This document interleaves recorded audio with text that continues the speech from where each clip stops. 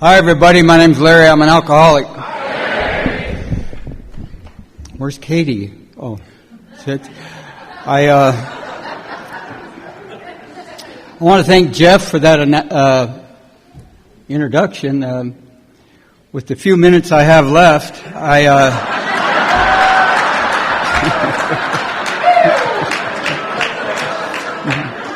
You know, right before this thing started, Ben gathered up all the speakers and were telling us about the hosts that we were going to have. And he says, I had the worst one. So,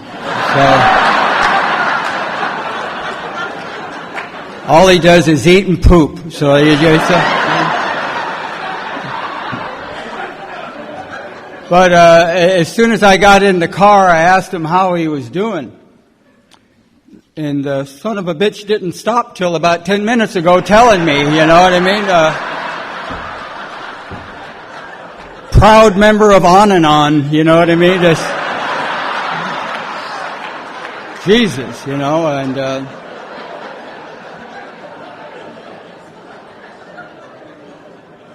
and then I want to thank whoever, I don't know if it was Jeff or I heard it could have been an Al-Anon, but the people that filled up the baskets that we get, full of anything you want if you're smoking dope. I mean, you know, it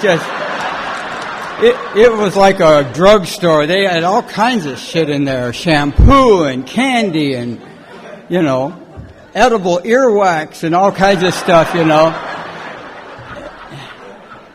And the way that they tied the bags, I guess the gal must have been a little meth head because there were so many little knots, you know what I mean?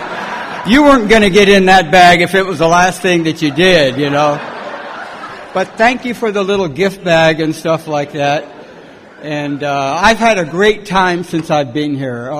I want to say hi to all my buddies and Ralph and Bob and Charlie and Kent and all the guys and Mari and stuff like that, and you know, I'm just surrounded by people that I love to be with here, and Tennessee has been just great since I've landed. You know, not too long ago, I was telling this to Jeff. I said that I you know, it's good to be here. It wasn't too long ago that I had my aorta valve in my heart replaced, and they didn't put a mechanical valve or a pig valve. They got a cow valve that they put in there. So now I can poop standing up, and you know,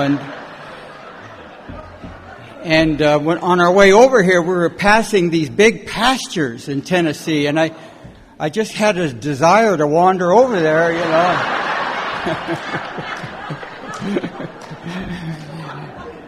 I had my little face pressed up against the glass, you know. But I'm glad to be with you guys, and it's been a great conference and stuff like that. And Jeff for all that he's done and everything like that, and Ben, and it's just been a treat being with you. We're on steps 8 and 9. And now the work begins, huh?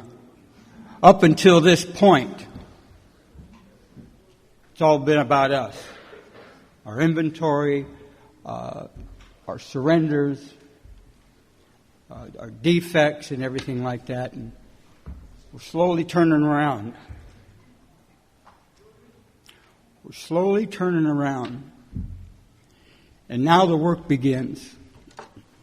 If I could read something with you real quick. Spiritual life is not a theory. We have to live it. Unless one's family expresses desire to live upon spiritual principles, we think we ought not to urge them. We should not talk incessantly to them about spiritual matters. They will change in time. Our behavior will convince them more than our words. We must remember that 10 or 20 years of drunkenness would make a skeptic out of anyone. There may be some wrongs we can never fully right.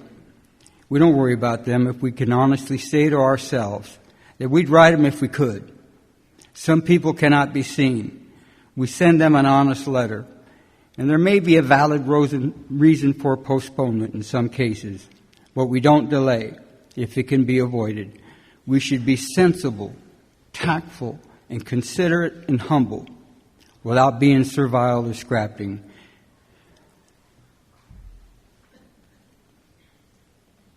As God's people, we stand on our feet. We don't crawl before anyone.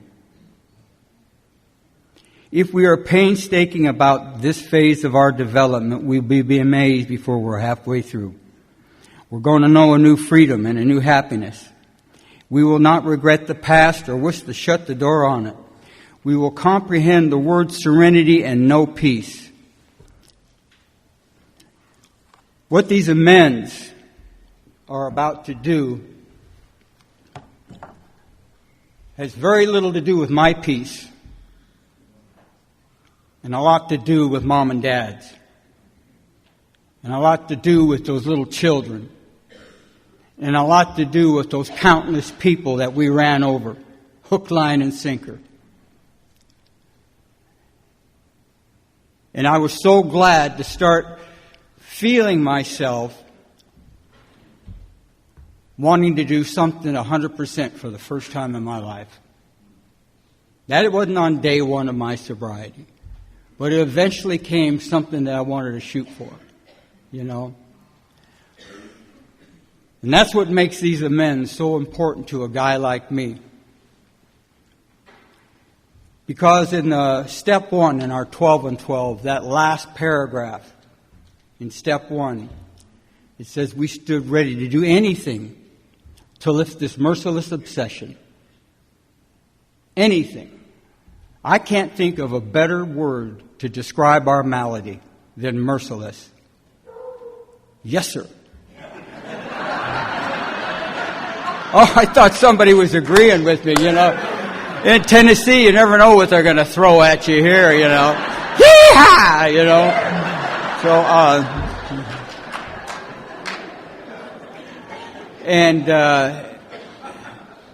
And so this phase of my development was a big deal, you know.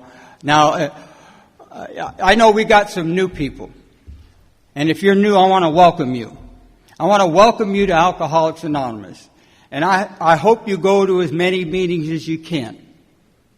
But the sad part is we can't talk you into this thing.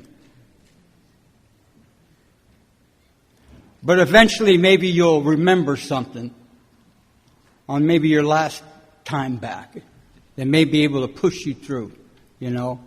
And I know there's something about you if you're new. I know there's something about you that you've never quite been able to put your finger on. I know there's something about you that you really can't stand and that you've been trying to hide from people your entire life. And if you're anything like me, I spent a lifetime trying to forget the past. I wish I could just block it out. And yet in my depths of my alcoholism, how I would do things that I wrote about on that 4th and 5th step that disgusted me, that tortured me, but when it came to getting a drink, I would repeat them.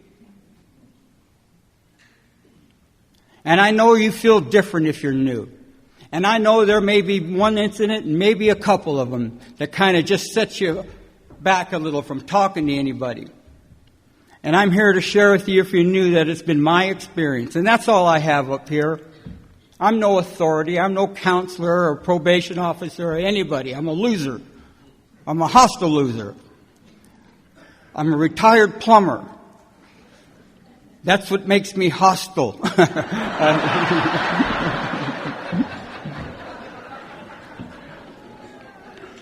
And I hope that you can find somebody that you can identify with and just listen to them and start following this person around and start coughing up some of these chunks about yourself.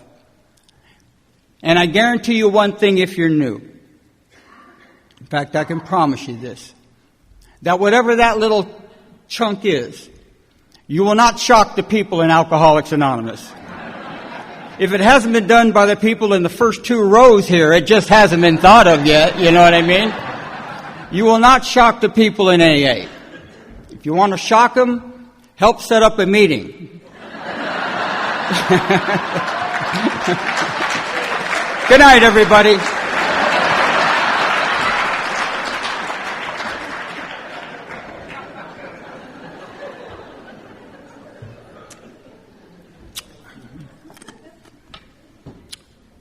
I tell you, I come from good people.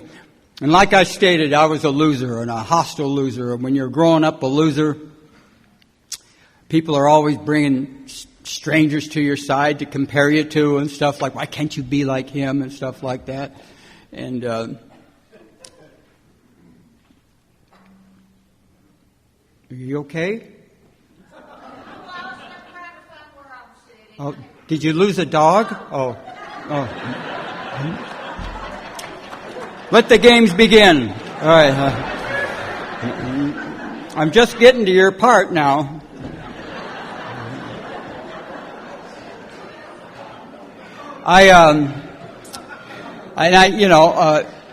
And I come from good people. I come from great people, and I was born in Detroit, and I come out to California when I was about 7 years old and brought up in a little foster home and then an orphanage for a while. Mom and Dad had some troubles, and they finally got together and gave it countless vain attempt and moved to California, and they wanted that good life that they've been reading about all this time. And man, my mom was a sweet lady. My mom was a great lady. My dad was a great man. My mom was a little 5-foot little Scandinavian lady, and she loved diet pills, so she was always eating that speed and running around the house, I told you I'd get to your part, and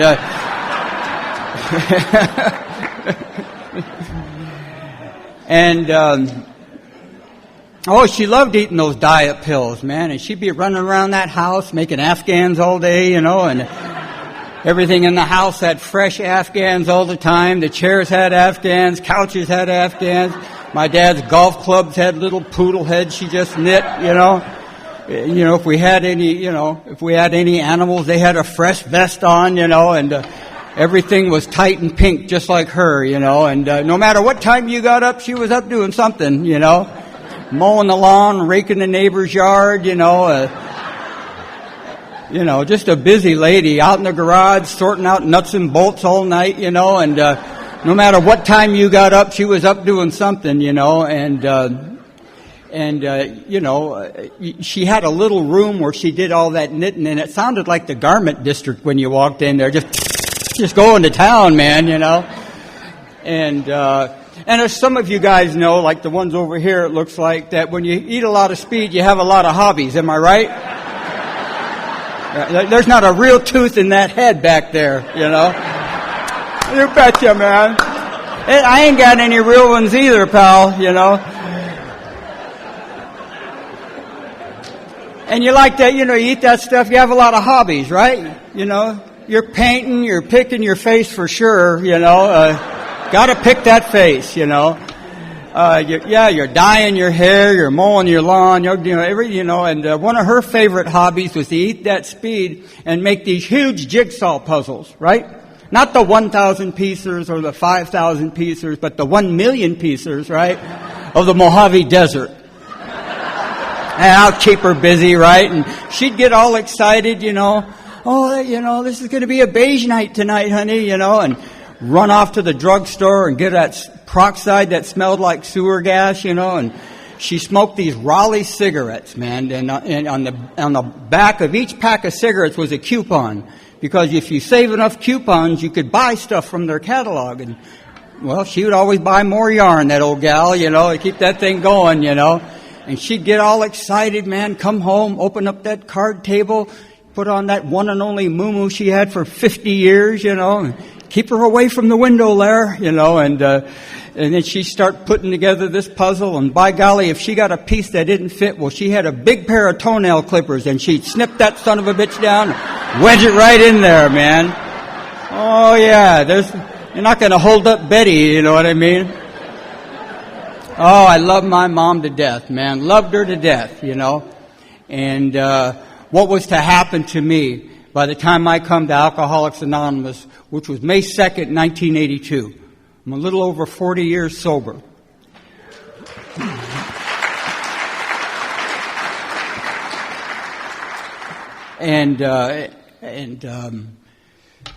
you know, what I would do with that little. And my mom was a beautiful lady. She looked like that little actress, Kim Novak.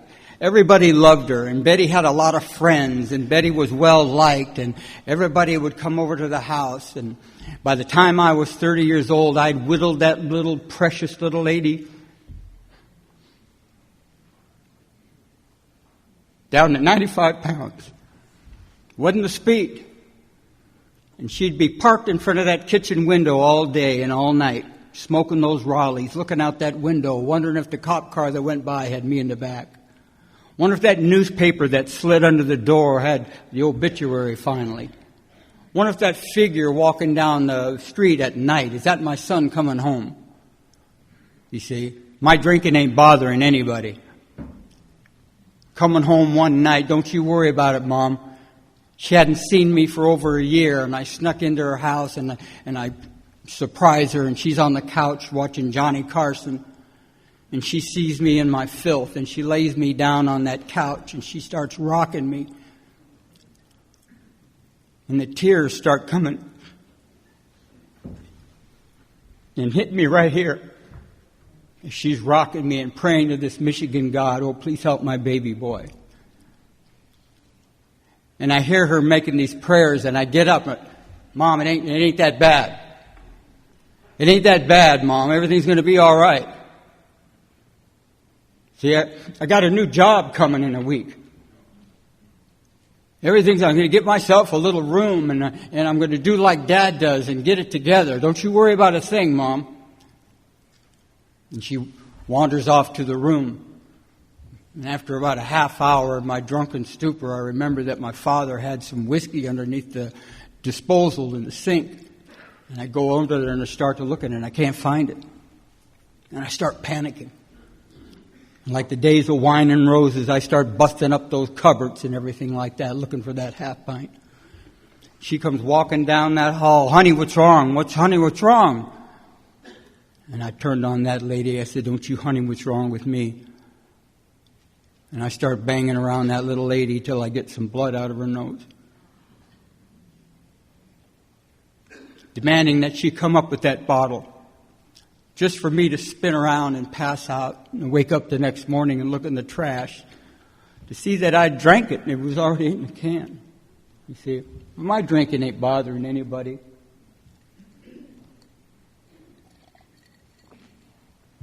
I never want to forget what it was like to be 17, 18 years old.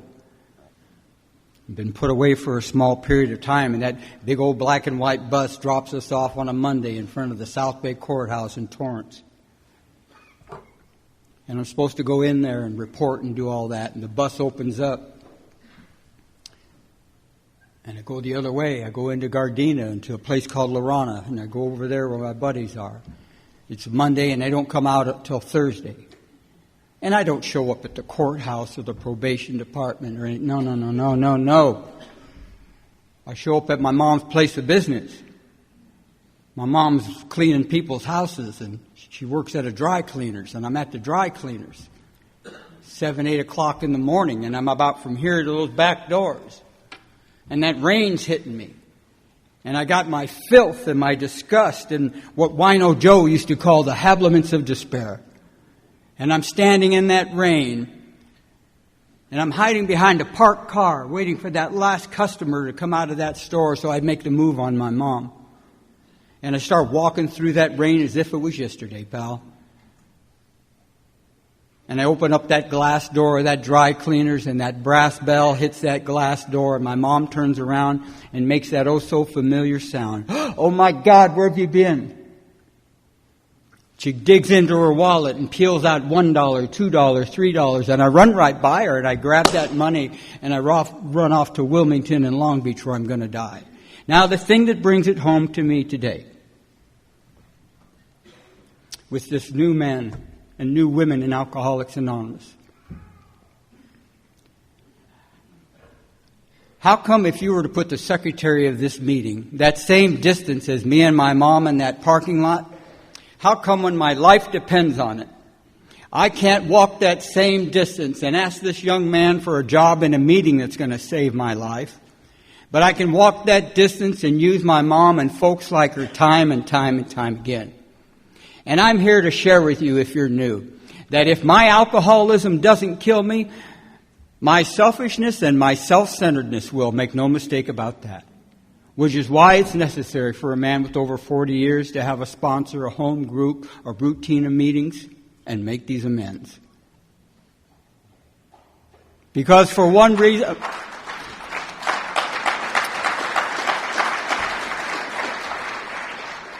And that's for one reason and one reason only. I will never get so sober that I can't get drunk again. But I can get so drunk that I can't make it. And I don't ever want to forget what I used to be like. Wandering in and out of these meetings of Alcoholics Anonymous year after year. With that god-awful pride and ego sitting in this meeting and several like it, sitting in that chair, waiting for you to do something for me. I've had my hand out my entire life, and what I was waiting to be done to me, God was waiting to do through me. There's a miracle here. Things happen here. Things happen here to the people who begin to serve that thing they want so much from. Oh, what are you talking about?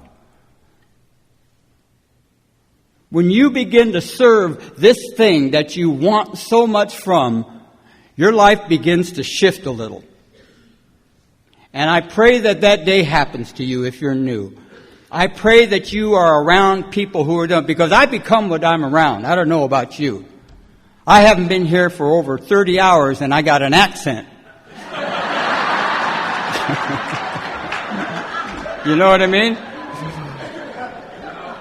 Hell yeah. Put me into frog jump, you know. Yeah.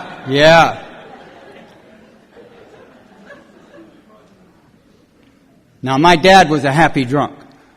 My dad was a happy, sing the blues, Nat King Cole, Bobby Darin drunk. The old man used to get drunk and sneak into his own home. It was an amazing thing, man. He was a window climbing alkie, which I believe is a lost art in Alcoholics Anonymous. That old boy standing on that gas meter, pounding on that window all night, getting ready to make that magic dive over that toilet or the sink, you know.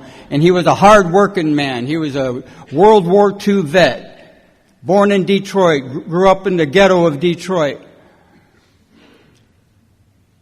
Hard-working refinery man, you know. You never know when he was coming home. He snuck in that window one night. That old boot came down on my chest, you know. And Jesus, I grabbed that boot and I said, Pop, I said, why don't you have Mom make you a set of keys, for God's sakes, you know. Shit, she's up anyway. I hear the Hoover going now, you know what I mean. She could probably grind it out with her little teeth, you know. Hard-working guy, man. Hard-working guy. His drinking didn't scare me. I knew he found something. He was a miserable man when he was sober. Restless, irritable, discontent, hostile. You know? I know what it's like to get beat up. I know what that's like.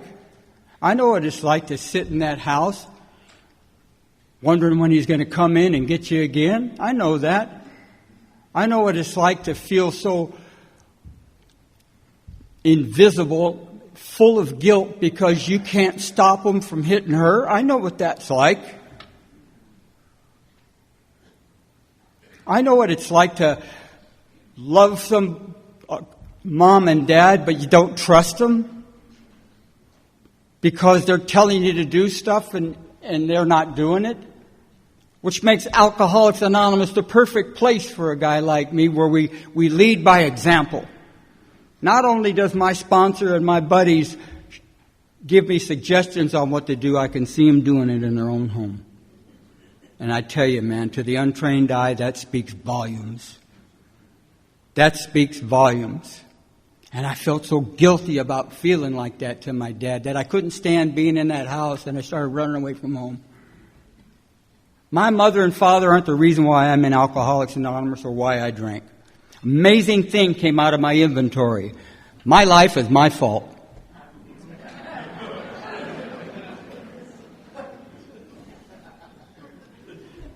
And then they say, we take the word blame out of our vocabulary. What? There ain't nothing for me to talk about, you know what I mean?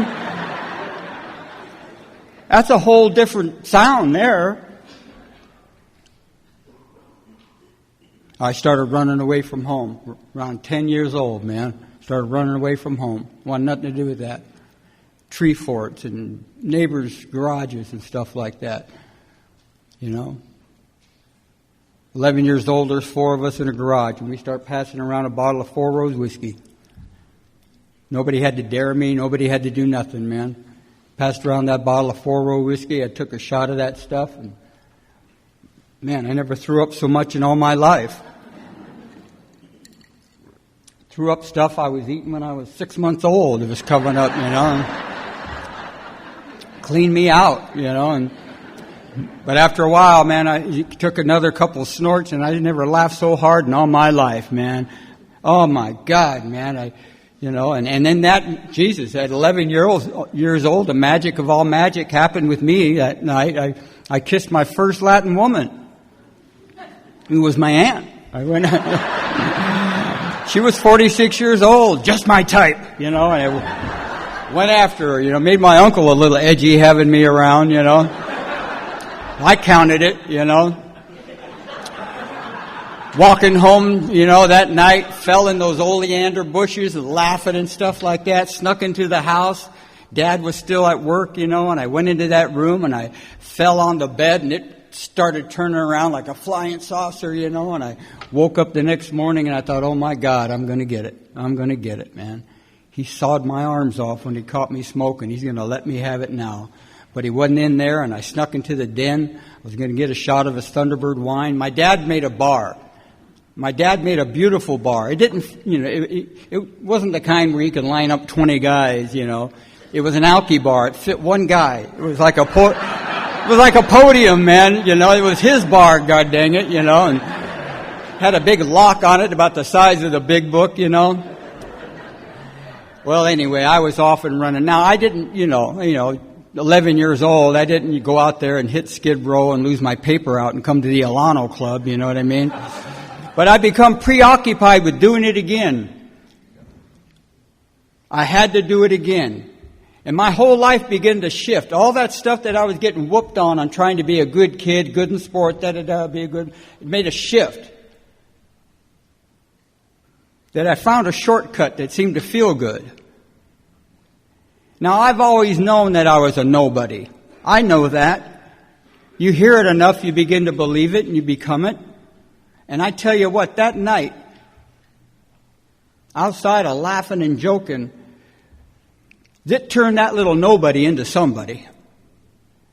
And it dawned on me that I would rather be a part-time somebody than an all-time nobody, and I know just what did it. A little shot of 4 Rose whiskey. And like I said, I didn't head out to Skid Row, but year after year after year, I kept dipping into it somehow.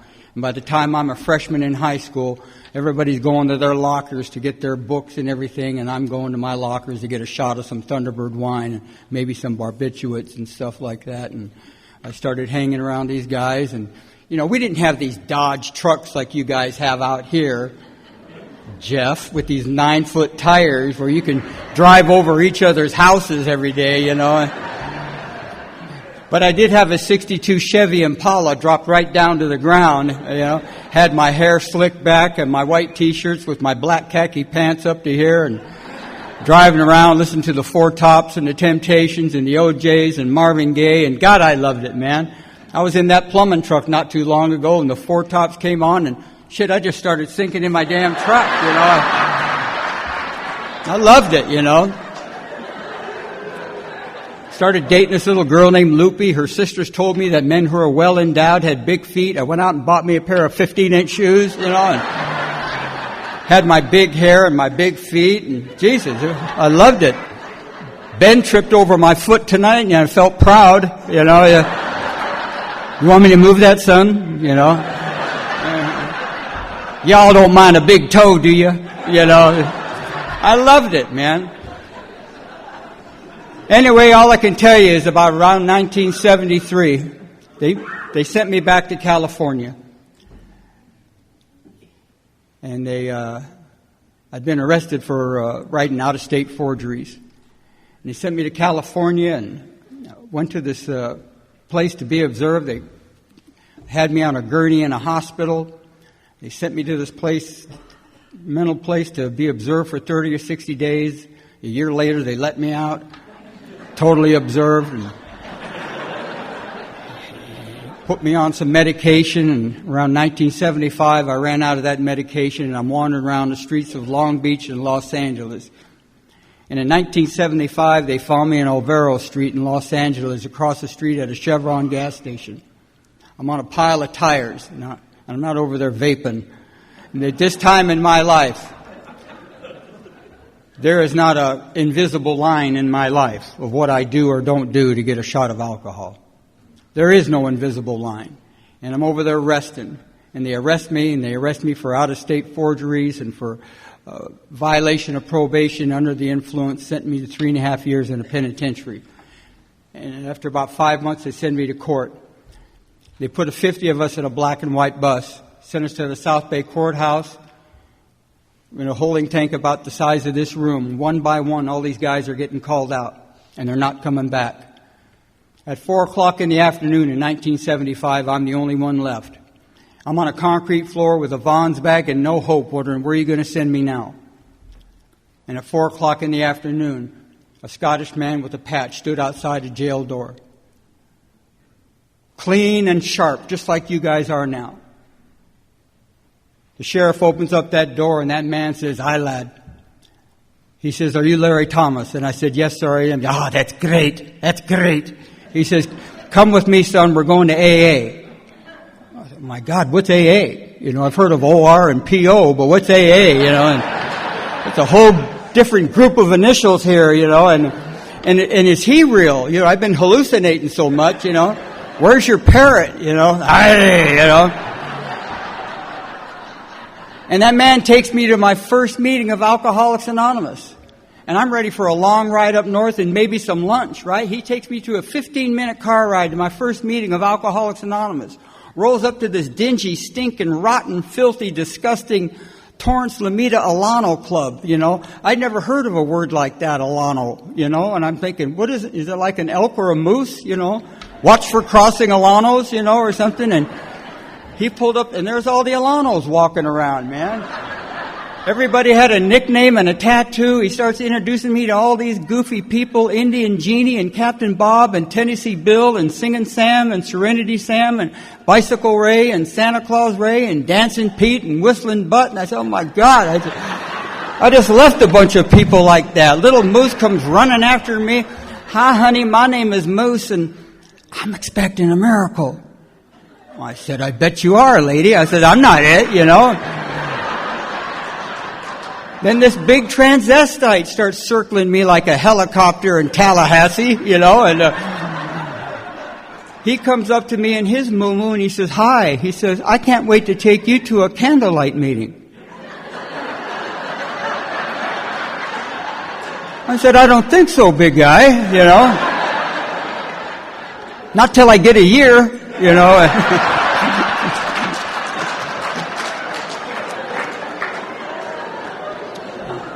I said, "My God, that guy's got big feet, you know." Son of a bitch like that. And from 1975 to 1982, I came in and out of the rooms of Alcoholics Anonymous. I hadn't touched AA. I did what I'd done my entire life, whether it be in church or clinics or medical. You know, I sat in a room waiting for people to do something for me. I would come here, I'd get physically sober and stay mentally ill. And on May 2nd, 1982, I'm on the streets of Wilmington. I got kicked out of the Beacon Light Mission. I'm in an alley. I got a little blanket wrapped around me. It's 5 o'clock in the morning. And the thought comes to me, I want to call that guy in AA. I panhandled some money and I called that little Alano Club, and who do I get? I get Don. this Montana cowboy who'd been coming and getting me for several times. I said, Don, this is Larry. I'm ready to come back to Alcoholics Anonymous. Will you come and get me? And he told me the most profound thing I've ever heard in my life. He said, no. He says, you know where we are. You know what we got. Why don't you get your rusty rear down here yourself? I'm tired of chasing after you. And he hung up. My God, whatever happened to that AA love, you know? I just heard it, and for the first time in my life, it was up to me to come to you. And it dawned on me that morning. And I came to believe that morning, not in God or the book or AA. I came to believe in the hopelessness of my life with me running it any longer. That at 30 years old, I'd given it my best shot. And the best that I could do is to be wound up in an alley with all I have on my back, wondering what to do with my life. And I did the hardest thing I've ever had to do. I surrendered. I said, I'm going to walk down, I'm going to walk that 10 miles to that club and talk to that guy, because I had a resentment about him hanging up on me. I didn't do the 4 columns yet, but I walked that 10 miles with my poopy pants and no hope. And I got down to that club, and I had the DTs, and they were walking me and giving me honey and orange juice and giving me oatmeal and shaking and holding me. And I asked that man something I never asked a man in my life. I said, Don, I don't know what to do with my life. Would you be my sponsor? And he lit up like a chandelier for about 5 seconds. And then he lit into me for 20 minutes, man, you know.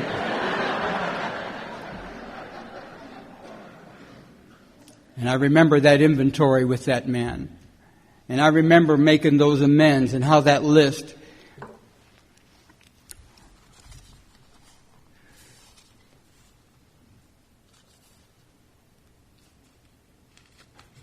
right here. Do we lay the matter before our sponsor or spiritual advisor, earnestly asking God's help and guidance, meanwhile resolving to do the right thing when it becomes clear, cost what it may, of course. There is no pat answer which can fit all such dilemmas, but all of them do require a complete willingness to make amends as fast and as far as may be possible in the set conditions. Above all, we should try to be absolutely sure that we are not delaying because we're afraid. For the readiness to take full consequences of our past acts and to take responsibility for the well-being of others at the same time is the very spirit of step 9. And I mentioned my mother and father at the gate of this thing because of one thing. It was time that I took them off the hook. You see, in those 4 columns that Ralph talked about so eloquently today, I had to put another thing on there. As a result of this resentment, how did you get even with that person? What did you do to make it right? You see, when you have alcohol, you don't need the power of God. But if you don't have alcohol and you don't have God, there's only one other thing that'll give you power, and that's hanging on to your defects of character. There is nothing like the sense of power when you can rightly get even with somebody. There is nothing like the sense of power of what a little bit of hostility will do to people to move them in and out of your life. There is nothing like a little bit of lust and stuff like that to let people know all the power you get out of those defects of character. I believe I hang on to them because I'm still getting something out of them. But the very thing in Alcoholics Anonymous grinds into this head that you can't be wrong with people and right with God. And even though you think nobody sees you because you're doing these things off on some other city or something like that, you cannot sin in private, for lack of a better word, because everybody's affected by your attitude when you're done. A little bit restless, irritable, discontent, little touchy, are you? It all comes out. And when I started with this list, and there was nothing, not one amends that was done without my sponsors knowing exactly what I was going to be doing. I didn't run off and make amends to my mom and dad. No. They had heard that song and danced so many times before. I'm not drinking. Everything's going to be wonderful, right? 2 weeks later, there you are again. No. My sponsor says you give these people a break. If you want to talk to your mother and father, ask them how they're doing. How are they doing? Quit talking about AA to your dad. There's nothing worse than talking AA to people who aren't in AA. You know? Got another chip? What? Oh, that's great. You know what I mean?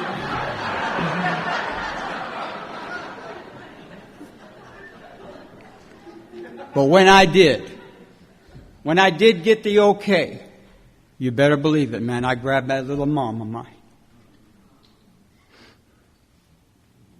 You betcha. And I sat there and I didn't say I was sorry. No, we're not using that word no more. No, go ahead and burn that. I want to make amends. I want to talk about my behavior and how I regret it. Now, the very spirit of these amends that I have received from you guys was when I'm making amends to one person for a certain behavior, I'm not only making amends to them for that behavior and the promise not to do them with that behavior again. The spirit of the amends is I won't repeat it to anyone else.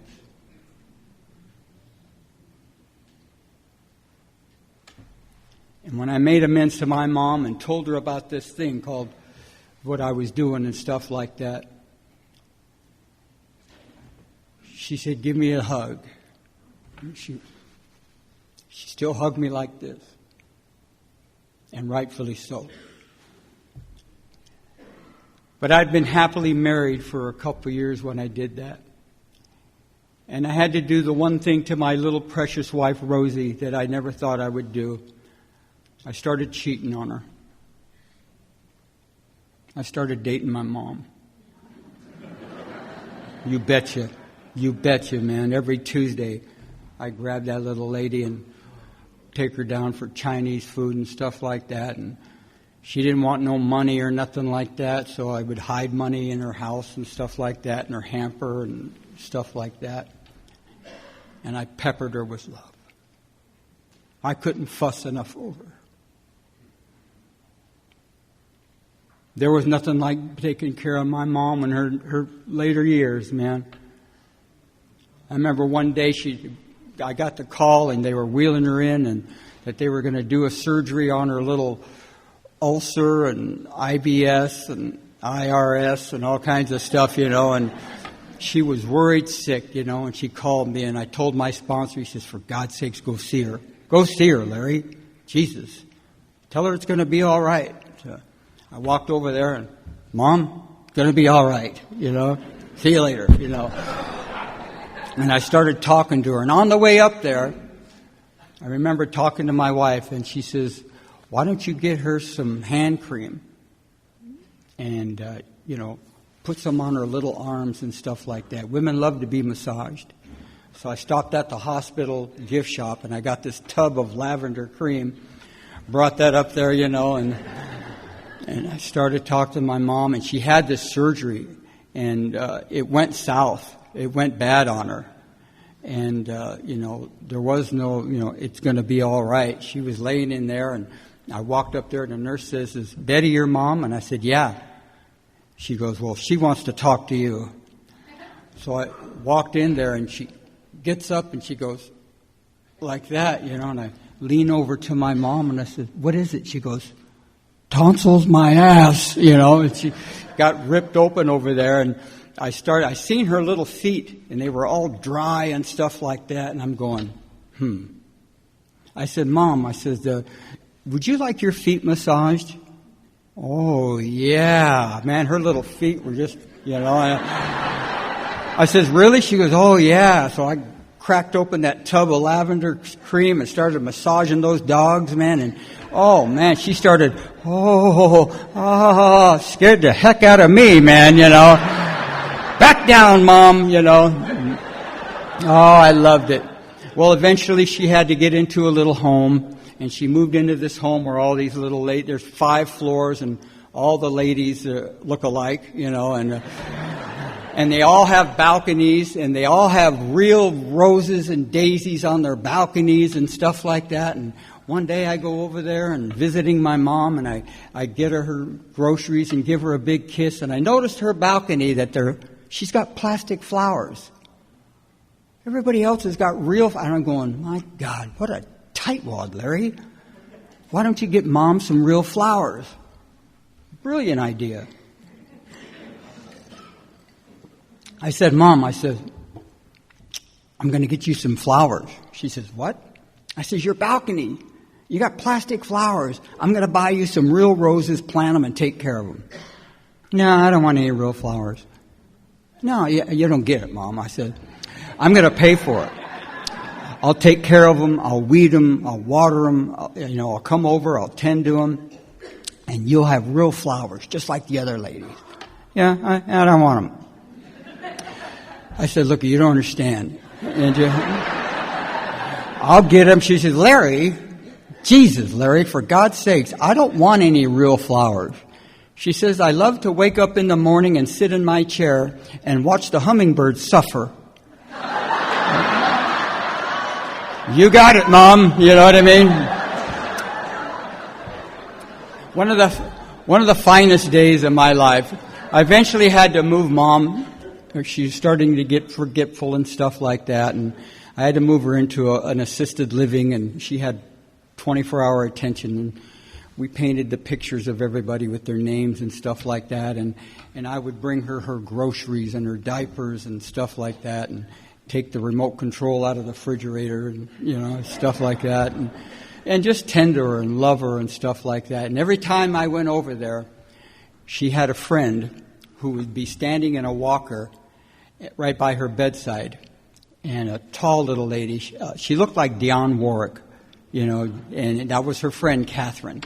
And I would walk over there, and I came in there one day and got Mom all of her stuff and hugged her up and kissed her and put away her groceries, and Catherine's looking at me. Catherine, I guess, was close to 90, and Catherine says, Larry. I says, yes, Catherine, what is it? She says, I need to ask you something. I'm ready. I said, what? She says, I'm ready for you. Really? Yep, she says, I'm ready for you. I says, wow. She is kind of good looking, and move that walker aside, I'm thinking of, I says, Catherine, I says, that's great. I says, what are you ready for? Oh, she says, honey, I'm ready for you to do to me like you do to your mom. So I started doing that when I went over there. Well, before you know it, I got about 6 of these gals. I felt like the assisted living pimp, you know what I mean? All right, you go down to that corner, I'll be back in 2 hours, Nothing but 20s, oh, yeah. And I loved it. I loved it to death, man. And I was at my mom's side when she passed. And I tell you, we were on good terms. And I wasn't doing it to be a good AA, or I took my rightful place.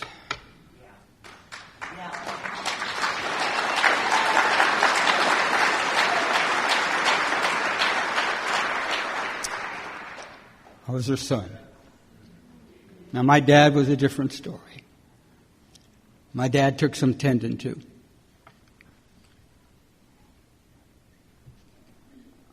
Okay. And I didn't know how to approach him. I talked to my sponsor, and he says, you just sit down and make an afternoon with him. And so I invited him on a Thursday to a place called Norm's, where we would have chili. And me and my dad would have this chili, and I made some amends to my pop. You see, I was mad at him because he promised me a baby brother at 5. And he come into my bedroom and said the baby brother died. And I remember running and hitting him and yelling at him, "You promised me." And that would close the door on me believing in God or anything. What type of God would create a baby and kill it was my thought. My dad, after my amends, said, "Son," he said, "I need to tell you about that day." He says, "I've seen a lot of things and I've been a lot of places. And I've seen a lot of tragedies and blood. World War II, my ship sinking," he says, "and refinery fire." He says, "I want to tell you about the hardest day of my life." He says, "It was the day that I had to leave my bedroom and walk down to the hall and tell you that your little dream had become a nightmare." He says, "I didn't want to tell you that." He said, "But I thought you deserved the truth." And I told my dad, "You deserve the truth. And that is, I love you, and I want to have chili with you every Thursday." And every Thursday, me and Pop would have chili. And I fell in love with him. I loved him a lot. And he got that liver cancer, and I would be taking care of him, and me and Rosie would take care of him and stuff like that. And finally, on the day I was over there making out his rent, I went to go into his bedroom to see how he was doing, and Daddy had passed. Pop had passed. His eyes were open, and I went over there, and I closed his eyes, and I kissed him on the cheek. And where would I get that from? Where would I get that from? I got it from you. I got it from you. I got it from Alcoholics Anonymous, or at the end of every meeting, we're holding hands. I got it in Alcoholics Anonymous at my home group when it's time for a guy to take a cake. I give him a hug and we kiss. And when my sponsor gives me a cake, he gives me a hug and gives me a kiss, says, "I love you, son." Yeah, I got that from you. And I give my dad a kiss. And that night, it was my 12 and 12 book study. And my sponsor calls me. He said, "What are you doing, jackass?" I says, "Pop just passed, and I'm taking care of stuff and the funeral." He says, "I know, son, I know." He says, "Look why don't you come down here and pick me up, and let's go to our meeting, and before we do, why don't we go have a bowl of chili, son?" Me and that guy have been having a bowl of chili for over 39 years now. Johnny told me, he says,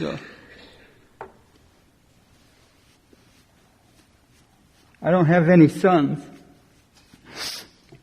And at my age, I don't think I'm gonna. But you never know in old AA town, you know." And he says, "But if I did have one, you'd be it, son." He says, "I just want you to know that you can't do enough to make me love you anymore. And you can't do anything to make me hate you. I just love you." But he says, promise me this, son.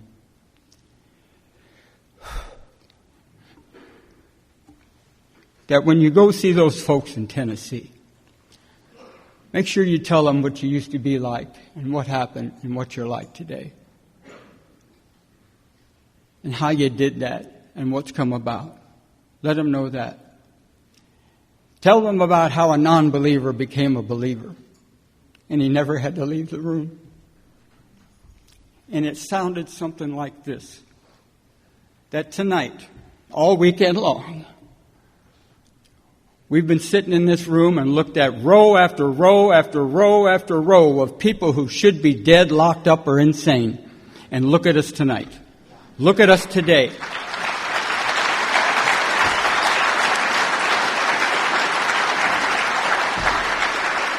I'm a stickler for evidence. I am a stickler for evidence. And nowhere has it been more evident than it has been this weekend. And by golly, I think I'm going to come back and play in this evidence again. Thank you so much.